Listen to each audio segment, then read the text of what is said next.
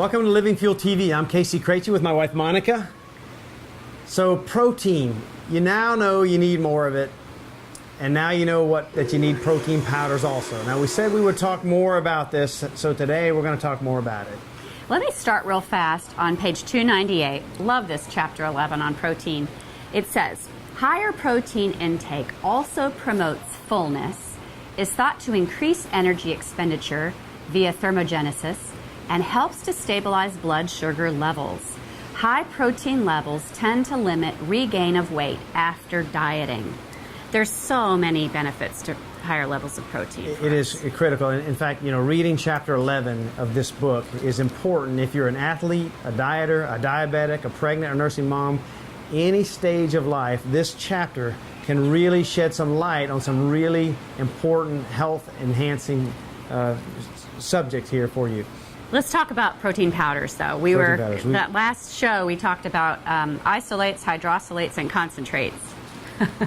So the protein powder subject is so confusing because you can walk into a vitamin store and there is dozens of different brands of protein powders. Like you said, concentrates, hydrosylates, isolates. How do you pick a protein powder? First, let's be clear on a protein powder. Protein powders by themselves do not taste good. People say, I like this protein powder because it tastes good.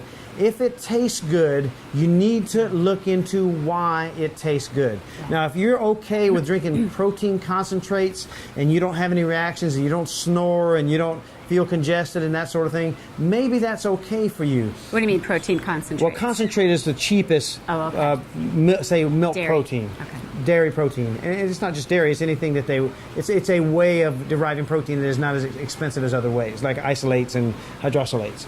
But the point is, look at the ingredients. If it's protein powder, if it says whey protein, isolate, plus concentrate, plus this or plus that, now look at what they put in it. Chocolate flavor, strawberry flavor. Let me read this.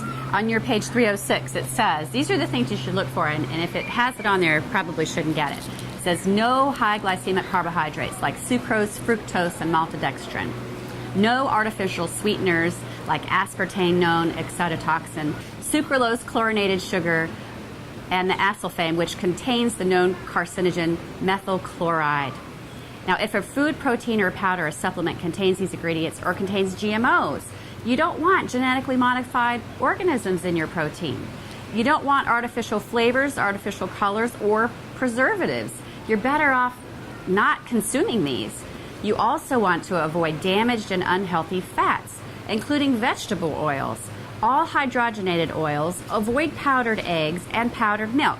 Now, why should they avoid the powdered eggs and powdered milk real fast? Powdered eggs and powdered milk are used, a process of heat is used to damage the proteins. So you're damaging the egg, you're damaging the milk before you're putting it in. Okay. Right. And so, if you heat or have heated egg white protein, that can be okay, but the whole egg, particularly the delicate fats and things in the yellow of the egg, if it's just whole egg, powdered protein, I would avoid it.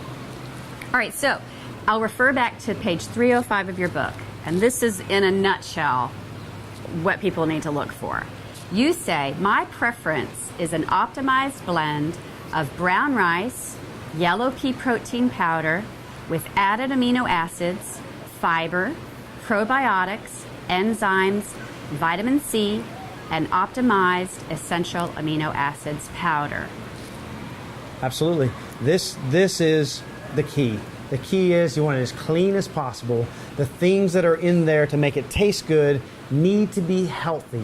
And the list of things that she read to you, it's really important that you get that list and you read it and understand how to pick your protein powder. Now, any store you go into, if you go to a vitamin center and you go in there may be one or two brands that are acceptable protein sources. That's pretty sad, frankly. So there's dozens of brands that are not acceptable. They have all these, I will call, prohibitive ingredients and that you don't want to do. So this is very important that you understand this and that you get a protein powder that works for you. I'll reiterate that protein powders by themselves, no matter whether they're whey or egg or soy or any other protein powder, they do not taste good by themselves. Neutral is the taste of a protein powder for the most part. But I find that you can add, a half a banana or some strawberries or you know, even a little bit of juice, I think you can make it taste better. A splash of juice. Yeah. The point is you want neutral. If it tastes yummy, there's probably a problem. Well, I always say, go ahead and chug the protein and then eat something that you really enjoy along with it. Absolutely. Well, we hope this is helpful to you. God bless you and have a great day.